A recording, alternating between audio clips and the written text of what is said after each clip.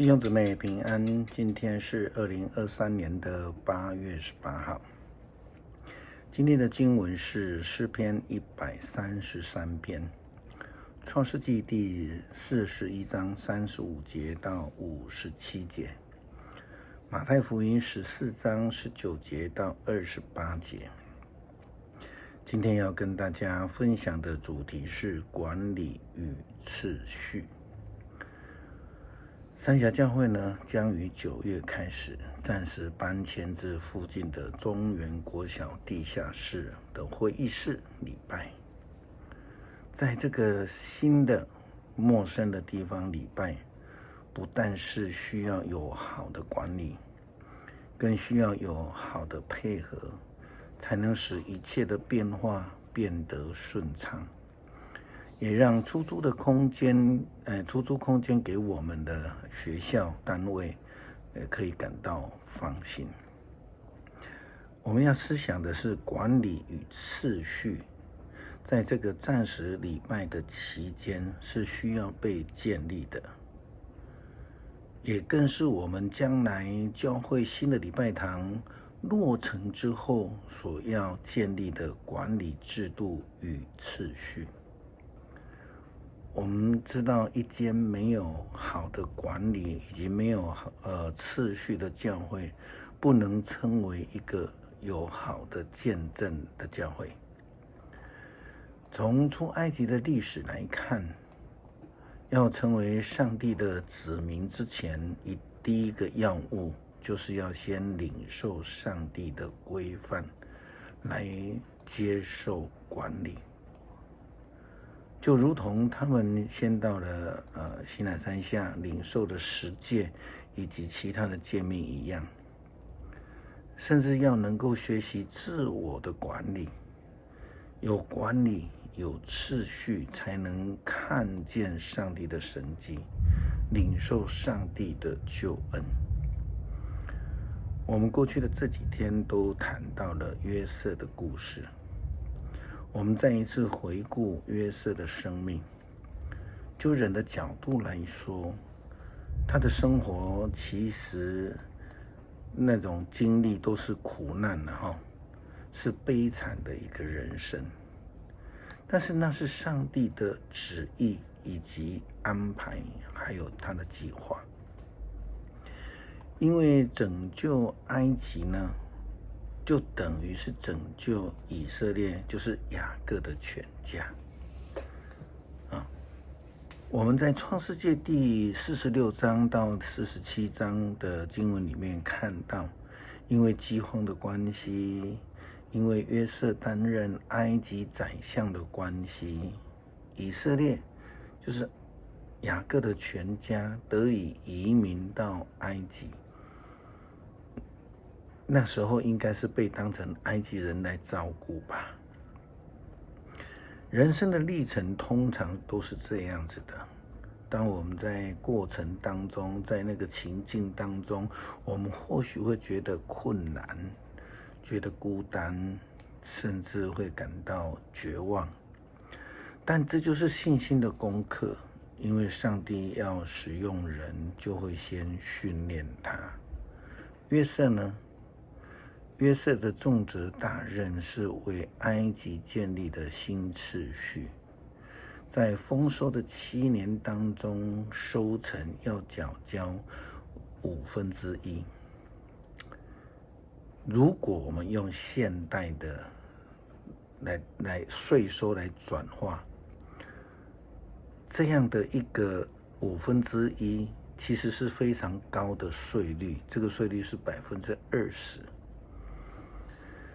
这个新次序很可能会造成人民的反弹，虽然当时候是帝制的时代，因此我们可以想见了，就是说埃及法老王对约瑟的那种信任程度。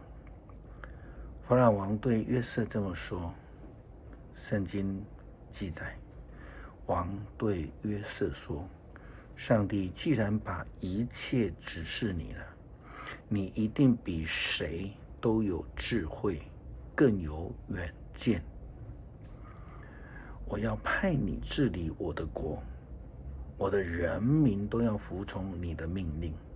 在本国，只有我的权力高过你。现在我任命你做埃及的首相。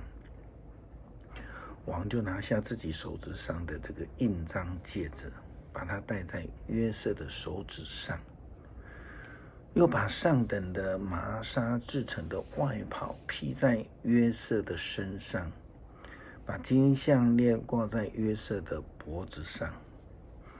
他又让约瑟坐第2号御车，有警卫前导，一路喊着回避回避。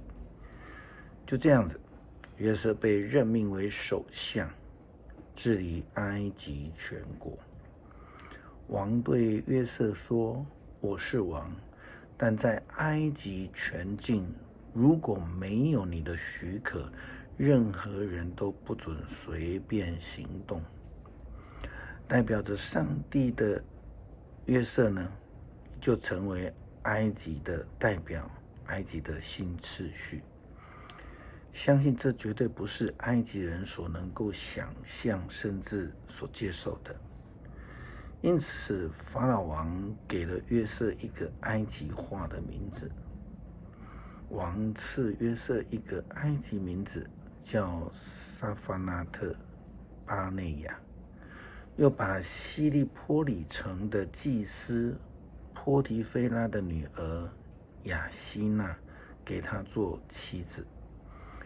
约瑟30岁的时候开始为埃及王效劳，他离开王宫到埃及各地去视察。因为这个新次序的建立，帮助了埃及在丰收的7年当中储存了丰盛足够的粮食，也来面对未来7年的饥荒。因为全民的守法配合，使得埃及能够在困境当中领受了神迹。不但全埃及能够度过饥荒的7年，还为埃及带来了极大的财富。圣经记载，埃及人享受的丰年结束了，就像约瑟的预言一样，7个荒年接踵而来。虽然周围各地都闹饥荒，但是呢，埃及到处有粮。等埃及人要挨饿的时候，他们向王求粮。王命令他们去见约瑟，一切遵从他的安排。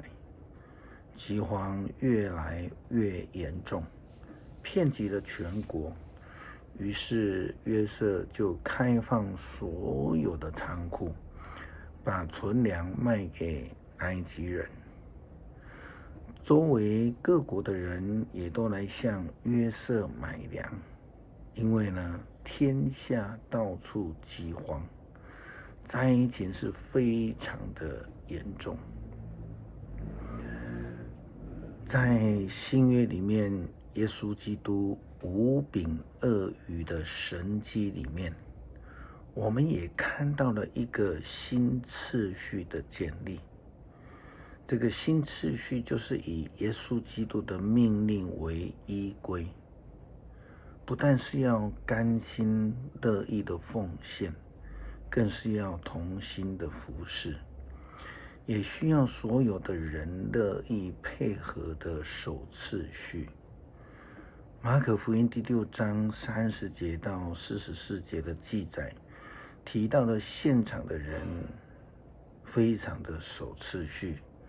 虽然今天的经文马太福音的记载没有提到，但是我们可以看到马可福音第6章40节，大家都坐下，有100个人一组的，有50个人一组的。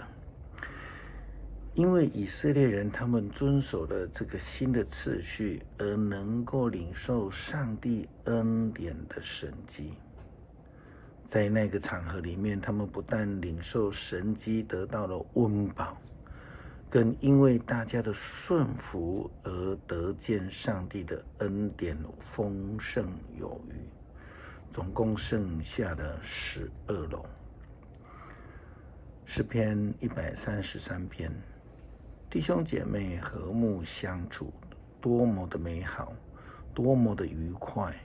这好比珍贵的香液从亚伦头上流到胡须，又流到他的衣襟。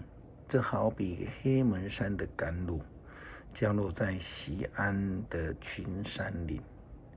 在那里，上主应许赐福，赐下永恒的生命。恳求上帝帮助我们能够遵守新的次序，预备领受新的恩典，让我们因为顺服而能参与在上帝的神迹恩典之中，让我们恩典的新生命能够丰盛有余。感谢祷告，奉主耶稣基督的圣名求，阿们。